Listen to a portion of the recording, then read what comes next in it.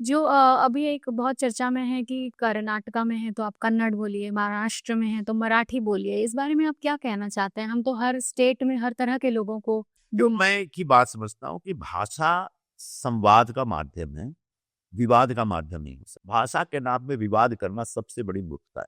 दूसरी बात, जो क्षेत्रीय भाषाएं हैं उन भाषाओं का सम्मान होना चाहिए, इस पर किसी को ऐतराज नहीं। लेकिन उन भाषाओं के साथ हिंदी भाषा को लड़ा देना, उसका टकराव कर देना, ये बहुत दुर्भाग्यपूर्ण बात। हिंदी भले ही राष्ट्रभाषा न हो, लेकिन हिंदुस्तान की संपर्क भाषा है। एक तमिलियन आता है, एक कन्नड़ आदमी भी आता है, वो जब बिहार में, यूपी में या महाराष्ट्र में भी आता है या बंगाल में जाता है, अगर उसको अंग्रेजी नहीं आती तो हिंदी में ही कम्युनिकेट करता है, भले टूटी फूटी हिंदी बोलता है। तो हिंदी कहने के हमको जोड़ती। आज जो महाराष्ट्र में एक प्रकार का जो भी बात चल रहा है, केंद्र सरकार ने एक पॉलिसी बनाई जिसको बोलते हैं त्रिभाषा पॉलिसी। मतलब देश में हर नागरिक को 3 भाषा सीखनी चाहिए। एक उसकी अपनी मातृभाषा यानी क्षेत्रीय भाषा, चाहे बंगाली भाषा हो, गुजराती हो, मराठी हो, तमिल हो या कन्नड़ हो। जी। दूसरा देश की संपर्क भाषा हिंदी भाषा, और तीसरा अंग्रेजी भाषा।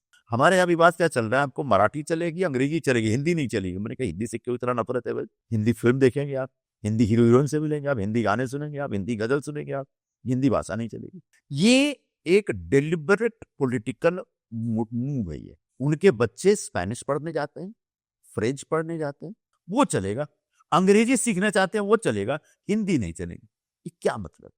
तो कभी तमिलनाडु में जो एक हिंदी के नाम पे पॉलिटिक्स चलती थी, जो आज भी द्रविडियन पॉलिटिक्स उसी पे चलती है, उस तरह की बात यहाँ लेकर के आ रहे हैं। मैं उन लोगों को याद दिलाना चाहता हूँ कि बाला साहब, जैसा मैंने आपको बताया, जो हिंदी शब्द उनको समझ में आए तो बुला करके उनसे पूछते थे कि हिंदी बता क्या इसका मतलब क्या हो।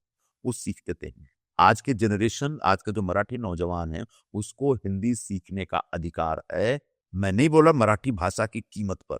मराठी भाषा उसकी मातृभाषा है, बिल्कुल उसमें उसको काम करना चाहिए। महाराष्ट्र में हम लोग रहते हैं, मराठी बोलना चाहिए, लेकिन इसका मतलब ये नहीं कि हिंदी नहीं बोलना चाहिए। इसका मतलब ये नहीं कि हिंदी को डिस्कार्ड कर दीजिए। हिंदी को डिस्कार्ड करके आप हिंदुस्तान के नहीं हो सकते। हिंदुस्तान का होना है तो हिंदी आवश्यक है।